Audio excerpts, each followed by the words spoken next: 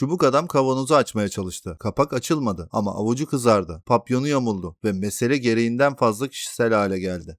Kavanoz.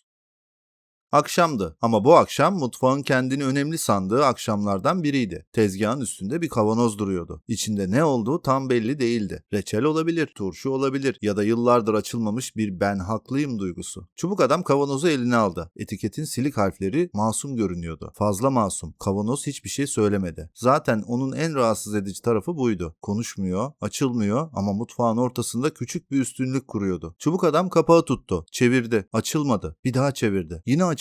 Sonra daha ciddi tuttu. Çünkü insan bazen aynı şeyi tekrar yapınca evrenin utanıp sonuç değiştireceğini sanır. Kapak kıpırdamadı. Tezgahtaki kaşık hafifçe parladı. Kaşık bu tür anları severdi. Çünkü kaşık kendisini sıradan bir mutfak aleti değil, ince metalden yapılmış bir çözüm olduğunu düşünüyordu. Çubuk adam kavanozu bezle tuttu. Bez hemen havaya girdi. Sanki yıllardır bu an için katlanmıştı. Çubuk adam çevirdi. Kapak yine açılmadı. Bez hafifçe kaydı. Bu başarısızlığı üzerine almadı. Bezler genellikle duygusal görünür ama sorumluluk kabul etmez. Çubuk adam kaşığı aldı. Kaşığı kapağın altına sokmaya çalıştı. Kaşık çok heyecanlandı. Bu onun kahramanlık anıydı. Ama tam o sırada kapak küçük bir tık sesi çıkardı. Açılmadı. Sadece umut verdi. Bu daha kötüydü. Çünkü bazı şeyler açılmaz. Sadece açılacakmış gibi yaparak oyalamayı sever. Çubuk adamın yüzü ciddileşti. Artık mesele kavanoz değildi. Zaten insanın kavanozla bu kadar kişisel bir ilişki kurması genellikle kavanozla ilgili değildir. Kapağı daha sert çevirdi. Olmadı. Daha sert. Yine olmadı. Papyonu hafifçe yana kaydı. Bu olayın resmiyetini bozdu. Sonra kavanozu tezgaha hafifçe vurdu. Tak! Mutfak sustu. Buzdolabı uğuldadı. Bu onun ben karışmam ama takipteyim deme biçimiydi. Çubuk adam bir daha vurdu. Tak! Kavanoz hala açılmadı. Ama ortam artık biraz aile toplantısına benzemişti. Herkes haklıydı, kimse çözülmüyordu. Çubuk adam durdu. Elindeki kavanoza baktı. Kapağı açmak istiyordu ama fark etti ki artık içindekini istemiyordu bile. Sadece açmak istiyordu. Çünkü bazen insan ulaşmak istediği şeyden çok yenilmemek istediği şeye bağlanır. Kavanoz sessizdi ama bu sessizlik sıradan değildi. Daha çok ben sana kendimi gösteriyorum ama sen hala beni turşu sanıyorsun diyen bir sessizlikti. Çubuk adam kavanozu masaya bıraktı. Bir nefes aldı. İlk kez kapağa saldırmadan baktı. Kapağın kenarında küçücük bir sıkışma izi vardı. Çok küçük ama yeterli. Bazı şeyleri koca güçler değil, küçük sıkışmalar kapalı tutardı. Çubuk adam bu kez zorlamadı. Kavanozu sıcak suyun altına tuttu. Bu bilimsel bir yöntemden çok artık ne yapacağını bilmeyen birinin musluğa danışmasıydı. Bekledi. Bu bekleyiş kahramanca değildi. Ama işe yarama ihtimali vardı. Kapak hafifçe gevşedi. Çubuk adam çevirdi. Bu kez açıldı. Ses büyük değildi. Sadece küçük bir pıt. Ama mutfakta bir şey rahatladı. Çubuk adam kapağa baktı. Kavanozun içine baktı. Sonra kendi eline baktı. Avucu kızarmıştı. Eli acıyordu. Meğer bütün gün boyunca kapaktan çok kendini sıkmıştı. O an anladı. Bazı şeyler güçle açılmaz. Çünkü mesele kapalı olmaları değil, fazla sıkılmış olmalarıdır. İnsan da bazen böyledir. Ne kadar zorlarsan o kadar kapanır. Kavanozun camında kısa bir yansıma belirdi. Çubuk adam kendini gördü. Ama tam değil. Omzunun arkasında ince bir pelerin kıpırtısı vardı. Bir maske izi, bir hatırlama. Kanatlı kırbaç ortaya çıkmadı. Sadece cam yüzeyinden sakince baktı. Çünkü bazı dönüşümler kavanoz açılırken bile fazla gösteriş yapmaz. Çubuk adam pencereden dışarı baktı. Kavanoz açıktı. Ama asıl açılan içindeki inat olmuştu. Ve fısıldadı.